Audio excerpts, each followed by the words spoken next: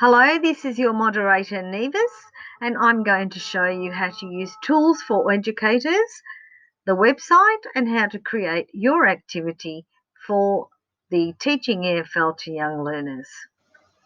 Okay, let's have a look. We have to go to the website first. So when we go to the website, we will find this heading on the website.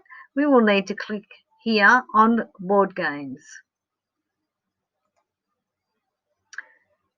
Once we click on board games, this is what we'll see. The first thing we'll see is the selection of the board game, but what we want to do is go down to the bottom of that page and actually select the background.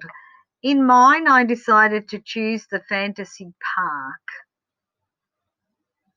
So this is the top part of the website. And once I've chosen Fantasy Park, it'll show up here. So that's going to be the backdrop of my board game. I'll then go into the activities and find one of the activities that I want for my board game. In this particular exercise, I chose vegetables.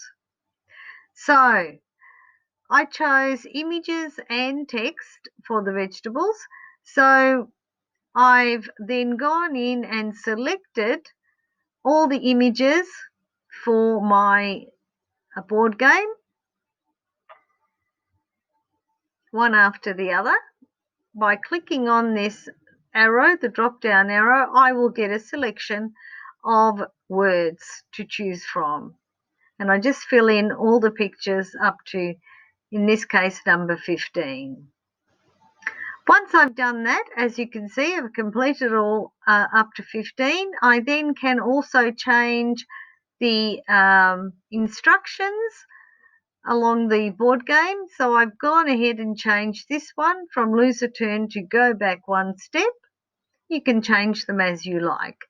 Then the important thing is to choose the font. I chose Comic Sans and 16 font size.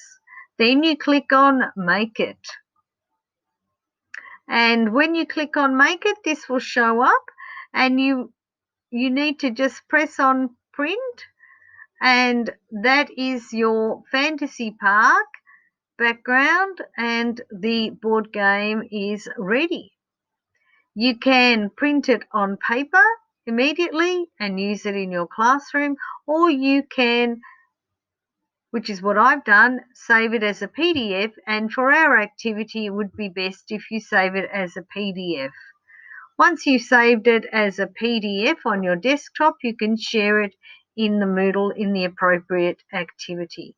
This is how it will show up when you press on print. You can save it as a PDF, select to print, but in this case it's wise to save it. So once you've done that, you can go back to the Moodle and continue the activity.